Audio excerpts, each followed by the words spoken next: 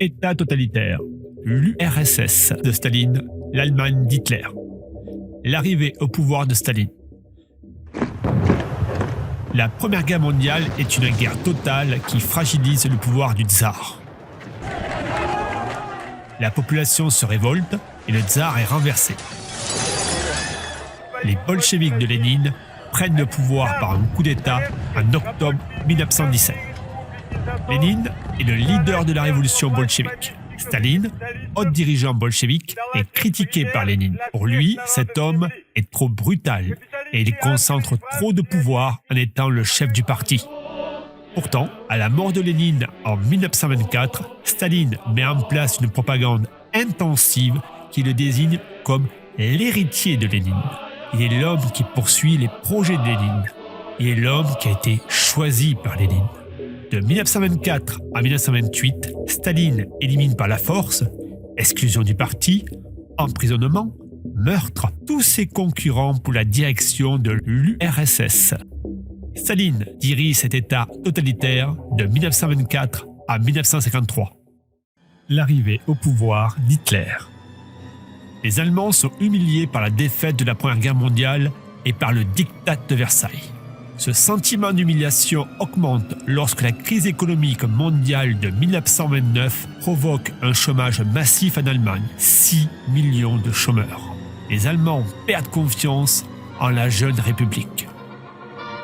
La propagande nazie impose un slogan « Ein Volk, ein Reich, ein Führer ». Ein Volk, un peuple. Les Allemands sont une race supérieure qui domine des races inférieures, les Juifs, les Slaves. Ein Reich, un empire. L'Allemagne doit conquérir un espace vital dans l'est de l'Europe.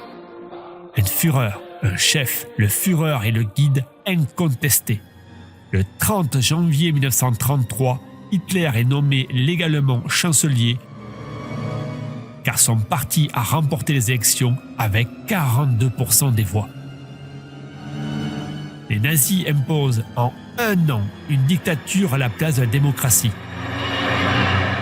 Ils imposent un parti unique, les élections supprimées.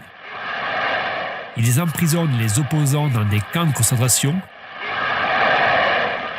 Et ils débutent la persécution des Juifs. Qu'est-ce qu'un État totalitaire ? C'est un État qui, au nom d'une idéologie, d'un projet, exerce un contrôle, qui se veut total, sur la population du pays.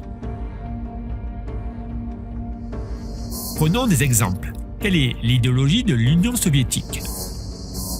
Par le communisme, les bolcheviks voulaient créer une société égalitaire. Il n'y aurait plus de riches, il n'y aurait plus de pauvres.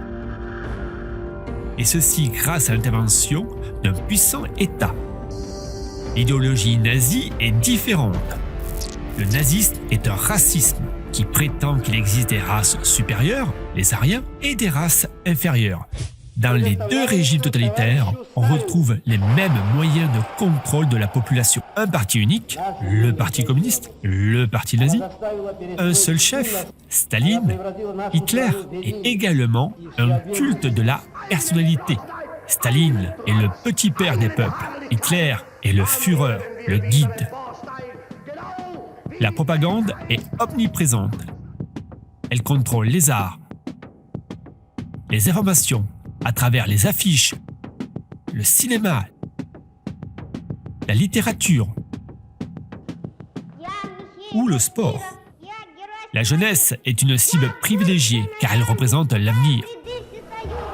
En Union soviétique, les jeunes sont regroupés dans les komsomols. En Allemagne, les jeunes sont transformés en futurs soldats dans les jeunesses hitlériennes. Dans un régime totalitaire, il y a toujours un ennemi désigné.